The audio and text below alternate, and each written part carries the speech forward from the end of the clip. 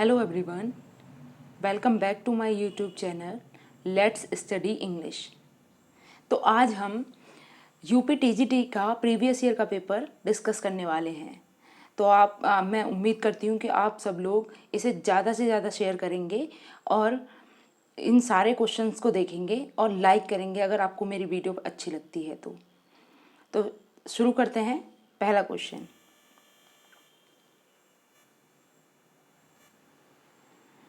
I be there situation be different.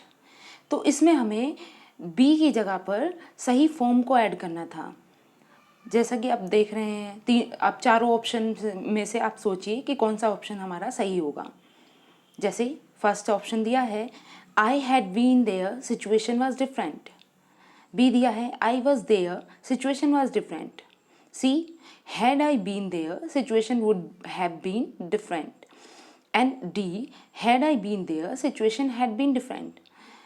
जैसा कि conditional sentences में हम एक रूल समझते हैं जिसमें अगर हमारी सेंटेंस की जो फर्स्ट पार्ट होता है, यदि वो हैड वाली फॉर्म में है तो जो सेकंड पार्ट होगा सेंटेंस का वो वुड हैव प्लस बीन की फॉर्म में आता है।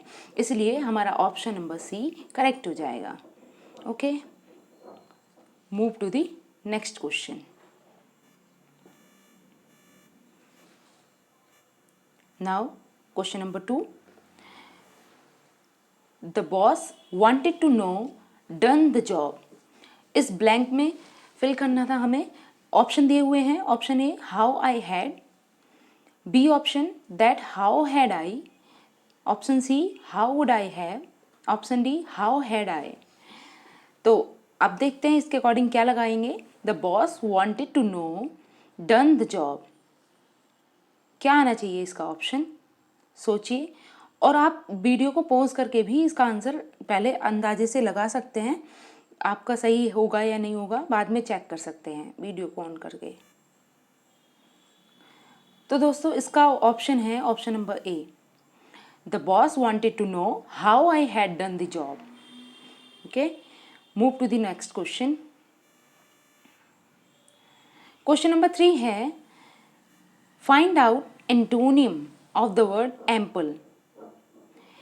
एम्पल वर्ड का एंटोनियम ढूंढना है। ऑप्शन ए है enough, option B sufficient, C merge, D scarcity. तो इसका ऑप्शन नंबर सी करेक्ट हो जाएगा, मर्ज।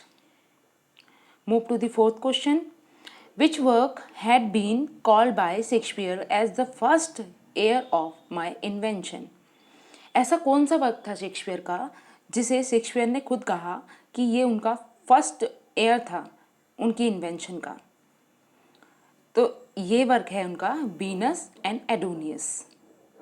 Okay, move to the next question. The character Ophelia and Gertrude appear in Shakespeare's play. Shakespeare के कौन से प्ले में जो कैरेक्टर हैं ओफेलिया और गर्ट्रूड वो देखने को मिलती हैं हमें, सोचिए। ये तो बहुत इजी क्वेश्चन है। हाँ, तो इसका आंसर है हमारा Hamlet. Okay, move to the next question.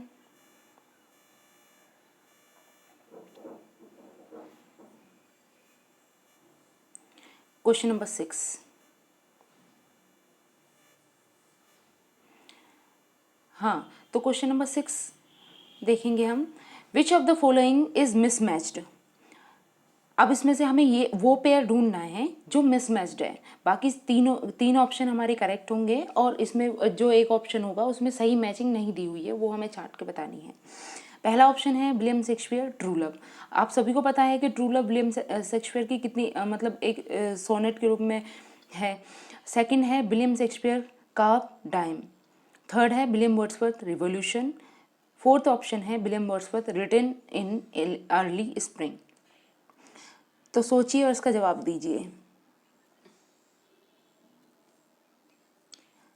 हाँ, तो इसका सही ऑप्शन है William Wordsworth revolution. Now move to the 7th question.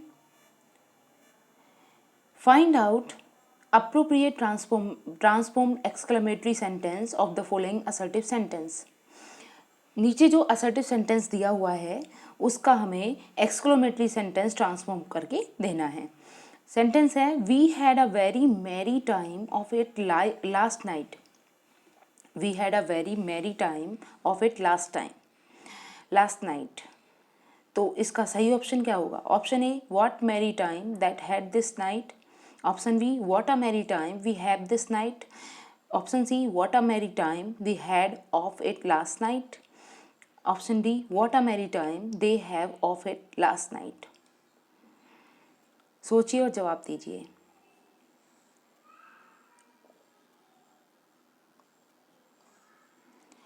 तो दोस्तों इसका सही आंसर है option C, what a merry time we had of it last night. Now move to the 8th question. In the first folio edition of Shakespeare's drama, which play was omitted? आसान है, सभी को पता है कि जो Shakespeare का first folio publish हुआ था वो 1623 में हुआ था, जो हैमिल्टन कॉन्डेल के द्वारा किया गया था, और उसमें उन्होंने विलियम शेक्सपियर के 36 प्ले को पब्लिश किया था। एक प्ले को ओमिट कर दिया गया था, तो वो कौन सा प्ले था? Pericles. Okay, move to the next question. Question number 9. Out of the given alternatives, fill in the gaps in the following sentence. ये जो गैप दिया हुआ है सेंटेंस में, इसको फिल करना है। नीचे 4 ऑप्शन दिए हुए हैं। Is a connected narrative of the author's life with some stress on introspection. आपको बताना है कि किसी व्यक्ति का is a connected narrative of the author's life with some stress on introspection. तो इसका करेक्ट आंसर क्या होगा? बायोग्राफी, ऑटोबायोग्राफी, ट्रेवलॉग या मेमोर? तो इसका करेक्ट आंसर है ऑटोबायोग्राफी, यानी option number B. Okay, move to the 10th question. हाँ, 10th question, identify the error part in the following sentence. नीचे जो सेंटेंस दिया है इसमें हमें एरर छांट के देना है। Consider the following option comprising the complete sentence. The number of people, option B, applying were so large that the college had to stop issuing application forms. तो ये एक सेंटेंस है जो 4 ऑप्शंस में डिवाइड कर दिया गया है। इसमें से वो उस ऑप्शन को हमें छांट कर बताना है जिसमें एरर दिया गया है। पहला ऑप्शन है the number of people. Option B है अप्लाइंग वर सो लार्ज। तो यहीं पे हमें मिस्टेक दिख जाती है, क्योंकि जो ऑप्शन ए में हमारा सब्जेक्ट है द नंबर ऑफ पीपल, वो एक सिंगुलर सब्जेक्ट के रूप में काम करेगा, और सिंगुलर सब्जेक्ट के साथ हमेशा सिंगुलर वर्ब का ही यूज़ होता है। इसलिए ऑप्शन बी पार्ट में एरर है। अप्लाइंग वाज होना चाहिए, ना कि वर। ओके, now move to the next question. Question number 11. Choose one word for the options which describe the phrase most accurately. नीचे जो फ्रेज दी हुई है उसके लिए एक वन वर्ड बताना है। फ्रेज है to vanish from one's country. तो इसको क्या बोलते हैं? रेप्रिटिएट, इमिग्रेट, इमिग्रेट या एक्सपेरिटेट। ऑप्शन ए है repatriate, option B immigrate, option C emigrate, option D expatriate. Answer कीजिए इसका। इसका करेक्ट आंसर है expatriate. Now move to the next question. Which of the following plays by Shakespeare is not classified as a Roman play? Shakespeare का ऐसा कौन सा play था जिसे रोमन प्ले नहीं कहा जाएगा? तो इसमें ऑप्शन है, option A Antony and Cleopatra, option B Julius Caesar, option C Hamlet, option D Coriolanus. तो इसमें कौन सा ऑप्शन हो जाएगा? हाँ बिल्कुल, Hamlet. Now move to the next question.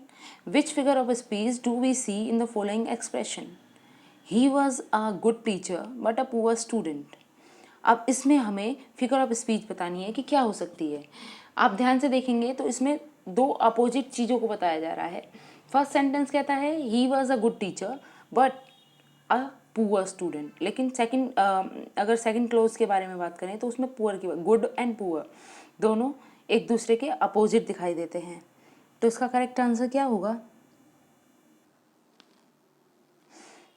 इसका option number D correct answer है, antithesis. Now question number 14, which of the following statement is correct about memoir? Memoir के बारे में कौन सी स्टेटमेंट इनमें से सही है? पहली स्टेटमेंट है, in memoir the emphasis is not on the author's developing self but on the people and events that the author has known. Option B है, memoir is another name for autobiography.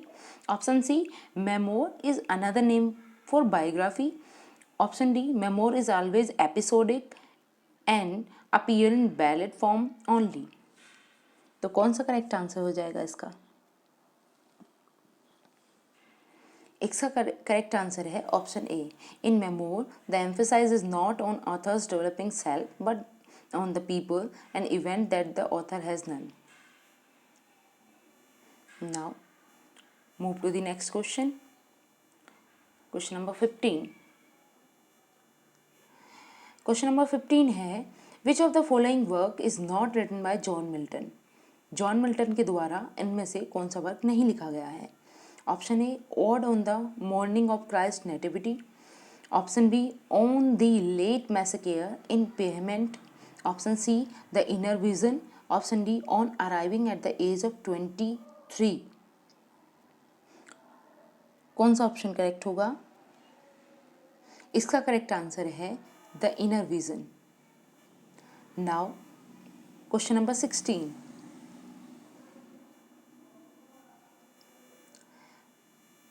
Identify the error part in the following sentence. नीचे दिए गए sentence में error part को identify करना है। तो consider the 4 options comprise the complete sentence. नीचे 4 ऑप्शंस दिए हुए हैं, उनमें एक ही सेंटेंस को 4 भागों में डिवाइड किया गया है, उनमें से किसी एक पार्ट में एरर होगा। तो देखते हैं। Option A, Rajiv was happy. Option B, that Sanjay and his sister was going on the same train next day. तो एरर पार्ट ढूंढना है। फर्स्ट ऑप्शन ए है, राजीव वॉज हैप्पी। तो इसका करेक्ट आंसर क्या होगा? इसका करेक्ट आंसर है option number B, that Sanjay and his sister was. जिस तरह से, जैसे कि आप देख पा रहे हैं कि इसमें एंड से 2 सब्जेक्ट्स को जोड़ा गया है, और जब भी एंड से 2 सब्जेक्ट्स को जोड़ा जाता है तो उसके साथ जो वर्ब लगती है वो प्लूरल वर्ब लगती है, इसलिए यहाँ पर ये इस वाले पार्ट में एरर है। Now move to the next question. Question number 17, the correct spelling. Encrypt की करेक्ट स्पेलिंग बतानी है। तो इसकी करेक्ट स्पेलिंग कौन सी होगी? ENCRYPT। इसकी करेक्ट स्पेलिंग है ए। ऑप्शन नंबर ए इसका करेक्ट हो जाएगा। Now move to the next question. Mark the part with the error. Read the 4 options as the part of the given sentence. Part A है, each cigarette which a person smokes does some harm and eventually you may get a serious disease from its effect। इसमें error छांटना है। इसमें एक sentence को 4 parts में divide करके दिया हुआ है, उनमें से किसी एक पार्ट में एरर है, वो हमें छांटनी है। तो पहला पार्ट क्या है? Each cigarette which a person smokes does some harm and eventually you may get a serious disease from its effect। तो इसका करेक्ट ऑप्शन क्या है? Option number C. क्यों है इसका correct answer option number C? क्योंकि इसमें जब स्टार्टिंग से हम सिगरेट के विषय में बात कर रहे थे, या फिर स्टार्टिंग से e cigarette which a person smoke, इसमें एक पर्सन के बारे में बात की जा रही थी, लेकिन आगे जाकर इन्होंने जो प्रोनाउन था वो यू यूज़ करना शुरू कर दिया, जो यहाँ पर रॉन्ग है। यहाँ पर वंस आना चाहिए था। Now move to the next question. Question number 19, find out most suitable preposition from the given option. नीचे दिए गए ऑप्शंस में से सूटेबल प्रपोजिशन को लगाना है।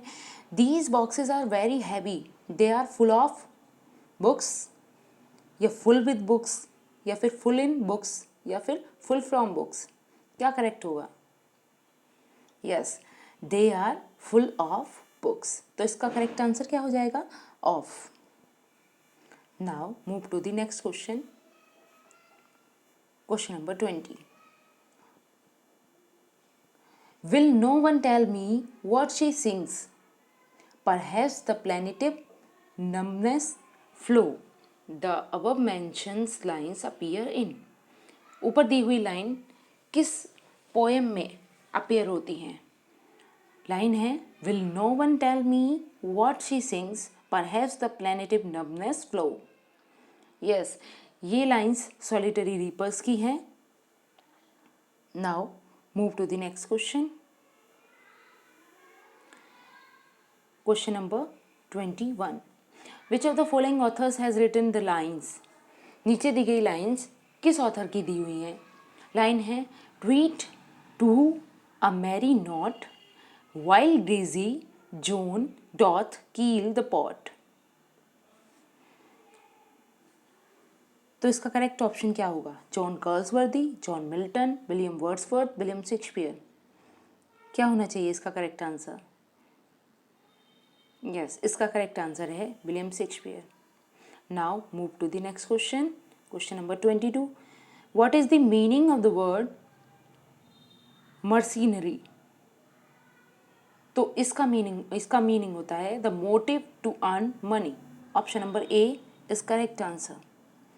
Now move to the next question. Question number 23. Which of the following poems is not written by John Galsworthy? नीचे दी गई पोएम्स में से जॉन कार्ल्सवर्दी की पोएम कौन सी नहीं है? हालांकि जॉन कार्ल्सवर्दी ने बहुत कम ही पोएम्स लिखी हैं, तो इनमें से देखना है हमें कौन सी पोएम कार्ल्सवर्दी की नहीं है। Option number A Devon to me, option number B Russia America, option number C past, D admonition to a traveller. तो कौन सा करेक्ट आंसर होगा इसका? इसका करेक्ट आंसर है admonition to a traveller. Now move to the next question. Question number 24. Choose one word from the option which describe the phrase most accurately. The art of making fireworks. Fireworks बनाने की art को हम क्या कहते हैं? इसका correct answer क्या होगा? ऑप्शन नंबर ए है pyrotechnics, option number B numismatics, C pyromatics, D cactrics. इसका करेक्ट आंसर है pyrotechnics. Now next question. I hope आप सबको ये सारी चीज़ें समझ में आ रही होंगी। Okay, question number 25. Mark the part with the error. Read 4 option are as the part of the given sentence. नीचे कहे गए सेंटेंस में से एरर छांटना है। तो पहला ऑप्शन है one must grave advantage of. B option है opportunities to talk with native speakers. C if you want to improve one's English. तो देखते हैं कौन से ऑप्शन में इसके एरर है।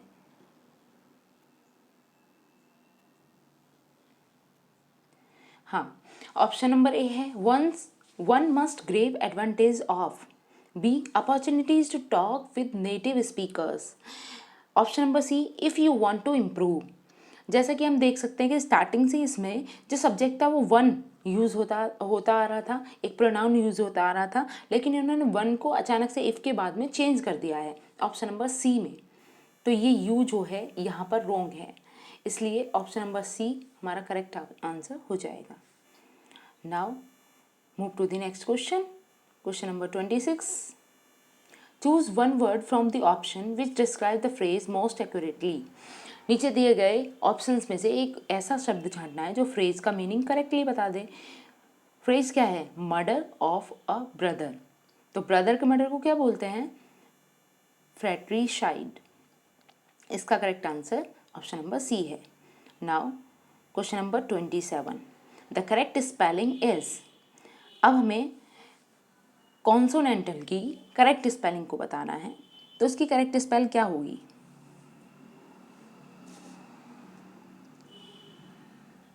हाँ, इसकी करेक्ट स्पेल है option number A consonantal, CONSONANTAL।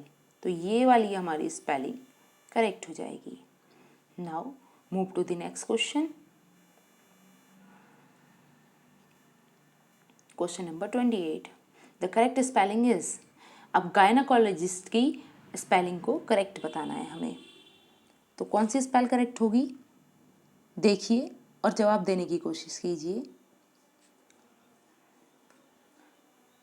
Yes, इसका option number D is a right answer.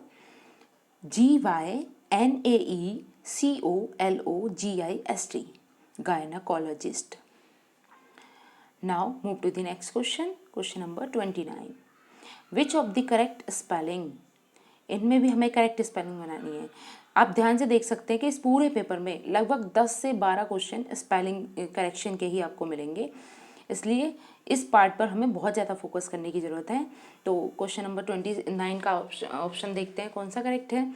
तो उसमें करेक्टली स्पेल वर्ड को पूछा गया है, तो इसका सही आंसर क्या होगा? Comprehensible, contemptible, corporeal, none of these. इसका करेक्ट आंसर है contemptible. Now move to the next question, question number 30, transform the following sentence into exclamatory sentences. नीचे सेंटेंस दिया है जिसे हमें एक्सक्लेमेटरी सेंटेंस में बदलना है, तो ट्रांसफॉर्मेशन से भी काफ़ी सवाल पूछे जाते हैं। अब इसमें क्वेश्चन है, इसमें सेंटेंस दिया है this story is very beautifully told. तो हम इसे जब हम इसे एक्सक्लेमेटरी में चेंज करेंगे तो किस तरीके से बनाएंगे? ऑप्शन ए है this story is narrated beautifully, this story is communicated so gracefully, how gracefully the writer is telling this story, या फिर how beautifully this story is told. कौन सा ऑप्शन करेक्ट होगा?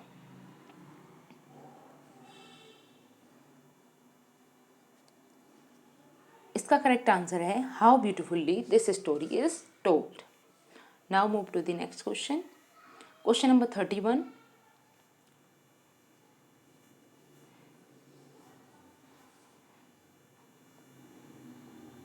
Is Jack Barthwick is a character इन।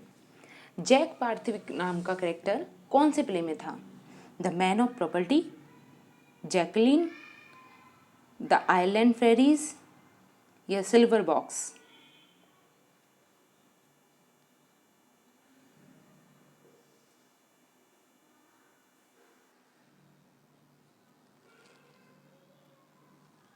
हाँ, तो इसका correct answer कौन सा है?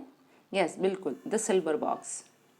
Now move to the next question, question number 32, which of the following works of William Shakespeare is written in 6-line stanza and shows decided sign of immaturity. Shakespeare का कौन सा वो प्ले था जो कौन सी वो पोएम थी जो 6 लाइन्स में लिखी गई थी और shows decided signs of immaturity? तो ये पोएम थी Venus and Adonis. Now move to the next question,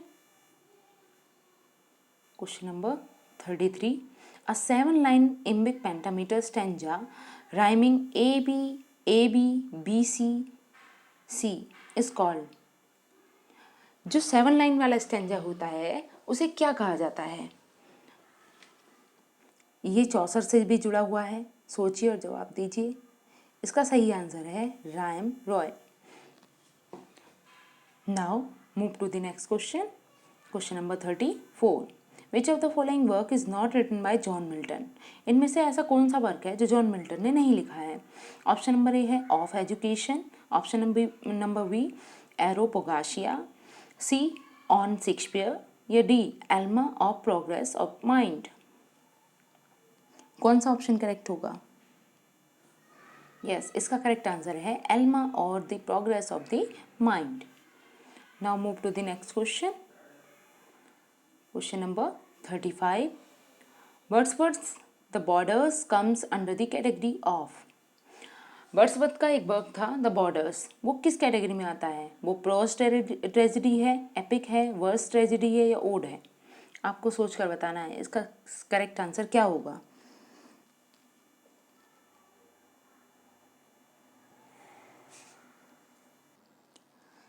इसका करेक्ट आंसर है prose tragedy. Now question number 36, Milton's on Shakespeare was published in. Milton का ऑन शेक्सपियर कब publish हुआ था? 1630। Option number A is right. Now question number 37,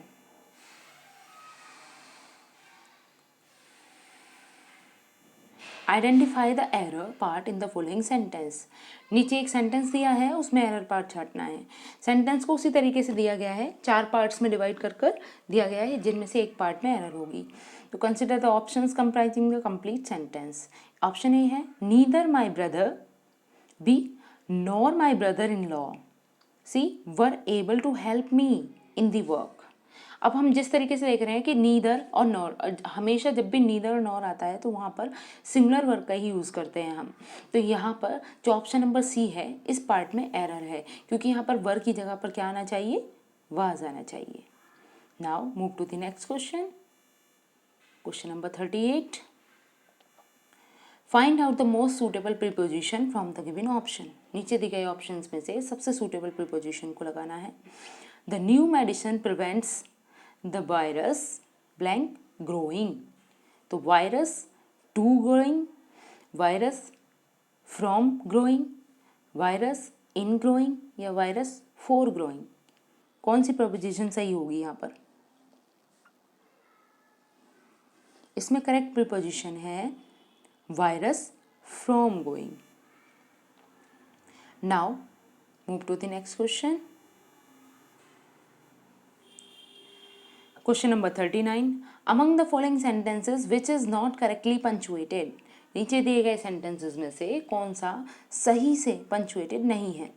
option A Ram the son of Dasharath killed Ravan, B man he said is a political animal, option C I told him that I would help him, option D he is an honest person even his enemies say so. तो कौन सा option correct होगा? Yes, इसका option number D is right.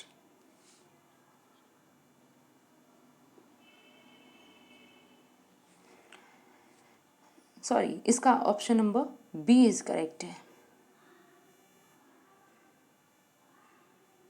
Yes, इसका correct answer है option number B, man he said is a political animal. Now move to the next question, question number 40, the characters Beatrice and Benedick appear in Shakespeare's play. Shakespeare के कौन से play में बैट्रिक और Benedict नामक characters पाए जाते हैं? Option number A love's labour's lost, B comedy of errors, C much ado about nothing या D as you like it. तो कौन सा प्ले है ये?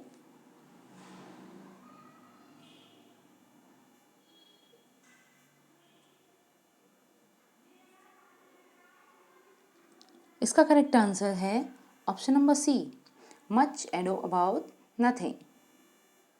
Now move to the next question, question number 41, which of the following is not form of ode. Ode में, ode की कौन सी form इसमें से नहीं है? Number one, option number A है Pindaric ode, B Horatian ode, C Jacobean ode, D irregular odd.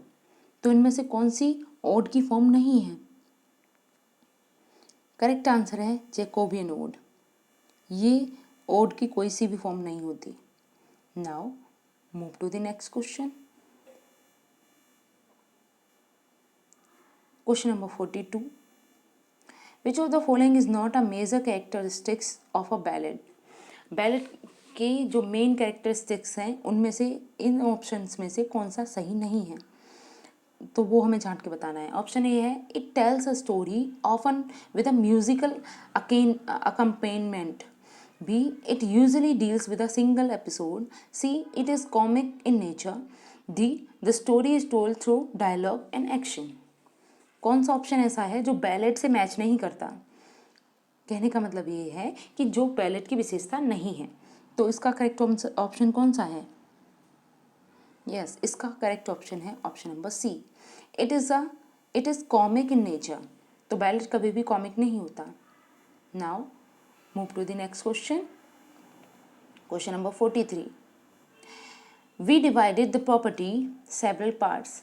इन fillers को हमें फिल करना है। ऑप्शन दिया हुआ है इनटू, विद, अमंग, ऑफ। तो कौन सा प्रीपोजिशन यहाँ पर सही होगा?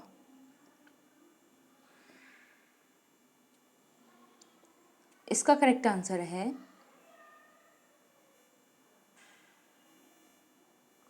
Option number A, into. We divided the property into several parts. Now, question number 44. I have not seen him blank last month. तो क्या आना चाहिए? I have not seen him since last month. Now, question number 45. Your behavior does not admit blank any excuse. क्या आएगा? In any excuse, of any excuse, for any excuse या to any excuse. कौन सा suitable preposition होगा यहाँ पर? तो admit of any excuse. Now question number 46। The meaning of the word indignation is. Indignation word का मीनिंग हमें बताना है। तो ऑप्शन ए है dignity, B disgust, C diversion, D anger with surprise. तो कौन सा आंसर इसका करेक्ट होगा? इसका करेक्ट आंसर है anger with surprise. Question number 47। The correct spelling is. Fluffy की करेक्ट स्पेलिंग बतानी है। तो उसकी करेक्ट स्पेलिंग होती है FLU FLU बाय। तो इसका करेक्ट आंसर कौन सा हो जाएगा? Option number A, fluffy. Now move to the next question. Question number 48.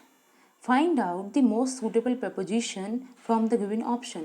नीचे दिए गए ऑप्शंस में से सही सुटेबल preposition को लगाना है। I broke this glass blank accident. तो क्या आएगा? At accident, by accident, in accident या of accident। कौन सा सुटेबल इसका आंसर होगा? Option number A. Now move to the next question. Question number 49. The line, thy soul was like a star and dwelt apart, appears in. ये वाली line कौन सी poem में अपीयर होती है? लाइन है, दोबारा रिपीट करते हैं। The line, thy soul was like a star and dwelt apart, appears in. Option A London 1802, B the dynast, C the unchangeable, D a consolation. Which option is correct? सोचिए और answer कीजिए। Option number A is right, London 1802। Now move to the next question. Question number 50। Which of the following is a pastoral elegy. इनमें से कौन सी poem pastoral elegy की category में आती है? तो पोएम के नेम है option number A elegy written in a country churchyard, option B in memoriam, option C Lycidas या option D Diono elegy. Which is the correct answer? Yes, इसका correct answer है Lycidas. तो दोस्तों आज के लिए इतना ही रखते हैं। 50 क्वेश्चंस आज मैंने आपको कवर कराए हैं और बाकी के आगे के रिमेनिंग 50 या 75 क्वेश्चंस जो बचते हैं उन्हें मैं अगली वीडियो में आपको कवर कराऊंगी। आई होप आपको ये सारी चीज़ें समझ में आई होंगी और सारे क्वेश्चंस आप अच्छे से देख लेना और इसी के आधार पर हम आगे का अंदाज़ा भी लगा सकते हैं कि आगे पेपर में किस तरीके के क्वेश्चंस बनेंगे। और अगर आपको मेरा एक्सप्लेनेशन या मेरी बनाई हुई वीडियो अगर पसंद आती है तो प्लीज़ लाइक करें और इसे ज़्यादा से ज़्यादा शेयर करें और सब्सक्राइब करें। ओके।